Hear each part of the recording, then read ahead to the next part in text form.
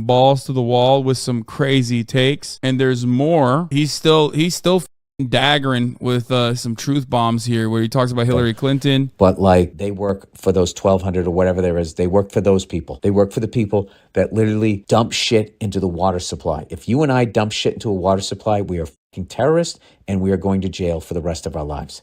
They do it. They pay a fine. They don't clean up. The government makes us pay for it because those are the people, those fucking assholes are the ones that sign their goddamn checks. And every once in a while, you have a politician who will actually try and stand up against those cunts. And that person is immediately labeled a communist or a socialist. For whatever reason, liberals and conservatives, you know, people that are loyal to those parties. I'm losing my mind, dude. He is spitting so much. And I'm just saying, listen, this is my new fetish. Please, directly in my mouth, sir. Okay? What the fuck? Just believe it. I mean, you look at Bernie Sanders and the shit that guy wanted to do. Like, the Democrats literally boxed that guy out and gave the nomination to Hillary Clinton. They've done it to him twice. And the liberals on the left spoke and said, this is the person we want. And they fucking ignored it because all of them are on the fucking take, just like all the ones on the right are on the take, probably except for a handful of them. So that's basically... For the record, this might be new to some of you, but Bill Burr has always been like this. I've literally told you that Bill Burr has been like this.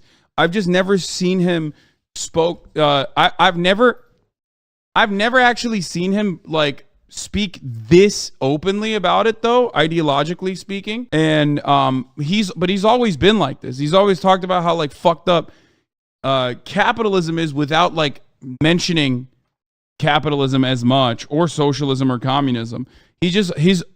Bill Burr has always said shit like this. What it is. You know, it is what it is. What the fuck are you going to do? Whoever organizes the thing someday, who's way smarter and knows how to do it, I will join that to try and fight it. But until they do, I'm not going on a Reddit page and just sit there talking about gloom and doom with a bunch of other people with no solutions, because you slowly go insane. So, you know, I think the only way to combat this type of stuff is you really have to work on yourself to become a better person, a more empathetic person. And, you know, as I'm sitting there telling somebody a squat twat on this fucking thing. But like, you know, all of this shit that they stir up your feelings about other countries or the racist that Trump stirs up, you know what I mean? These fucking like just straight up people that walk around saying the fucking N-word and shit. Like, you really have... These are verbatim bars, dude. Okay? These are verbatim designated. I mean, I don't own these words, obviously, but these are exactly the same thoughts that I've had and have talked about so many fucking times. It's so good. You have to try and not listen to those people and get caught under their fucking bullshit, because they don't have your best interest. And, you know, Hillary Clinton, I don't think there's no difference. She's just as evil as Trump. She's just smarter. She just knows how to say what she's saying, you know, but you know what she's doing. Okay, look, you know, I don't want to get into this shit, but like, you know, that shit that people are saying online going, hey, so you got the Epstein guy and you got the person that booked the island, but what about that list of people, of all the people that went there? And they're protecting those people, and they got rid of the people that were going to expose them. I mean, it's really not conspiracy theory. It's kind of right there if you want to see it. Yeah, and you know, liberals love a guy that, I got to be careful so I don't get in trouble, but like, liberals love a guy that like went there allegedly like 20 fucking times. They still love the guy. They love a guy that drone bombed weddings.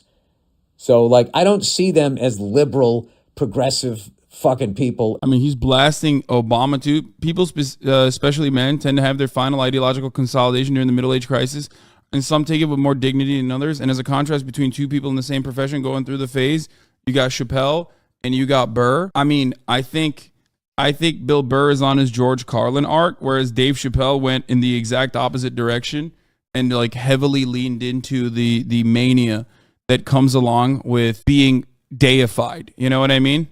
I think like what you're talking about, I wouldn't say is like a middle-age arc or anything like that. There comes a point in people's lives when you are so famous and so rich and have so much complete total financial security that you either go the route of like, how dare anybody criticize me? I'm sick and tired of this shit. I hate it. I'm going to do anything and everything I can to like destroy my enemies. And plenty of it, the easier route, the logical route is the one where you have capital and therefore align with other capital owners and do everything in your power to continue just eroding the part of you that once recognized that you yourself were a worker and once wanted a better future for others. You know what I mean? Dave Chappelle's the most overrated stand-up comedian of all time. He's not even in the top 10. That's false. That's crazy. You're out of your mind. Dave Chappelle literally is one of the greatest comedians of our generation up until his last stuff. That's crazy to say. Always enjoyed you. I think you're a great comic, but I thought tonight maybe we would like sort of share a cry together, because I think we have something in common, which is that we think political correctness may be ruining comedy, or at least threatening it.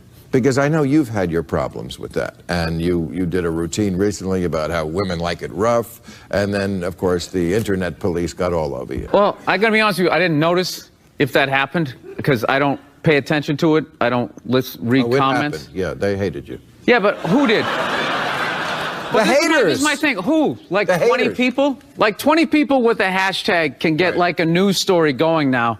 And I just don't think there's no problem. Like the amount of times somebody tells a joke and they'll say that there's a controversy at a comedy club. That's funny is they'll show the clip on the news and like you hear the crowd laughing. So the comic is basically guilty of telling a joke that worked. Right. You know what I mean? And then if you put it on the news, yeah, it's going to be a completely different context. But I mean, I don't go on stage and worry about what people are thinking. Right. It's a really weird time where people are just bringing this up all the time like this is a major problem. I'm not experiencing it. I think it's like a half a dozen stories, and like usual, they're trying to act like, you know, the sky is falling. It isn't. It's a fun time. Come out to a comedy club. You know, you'll have a good time. It's all jokes. Right. And to undergo that, I mean, Chris Rock says he won't play colleges anymore because they're too politically correct. Daniel. You just ignore them. It's like 3 days. They flip out for 3 days. They try to bully you into an apology. Well, you can't ignore them when they're right in the audience and you're playing to them. You tell them to shut the fuck up. Yeah, believe me. It's a comedy show. That's all you do. Yeah. It's like, sweetheart, I do it here every week. It's you don't have to tell me. Manufactured strategic outrage. Right. Then forget it. Let's not have a good cry together. But as long as not what you wanted out of that? As long as we're on the subject. Look at him. He's just fucking bouldering him. Yeah, that's not what you want out of that. Everyone has shortcomings. Everyone has what I like to call privilege blind spots. Okay, there's an intersectionality of privilege.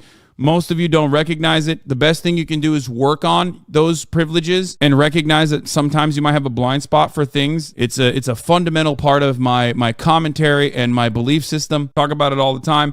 Cancel culture ultimately is just the weaponization of those weaknesses, those blind spots, and those imperfections, as though like the individual doing the canceling or whatever doesn't have those. Of course they do. And no one is infallible. No one is perfect. In a weird way, it is hyper-capitalism because the wokeness or woke culture is a commoditization of social justice.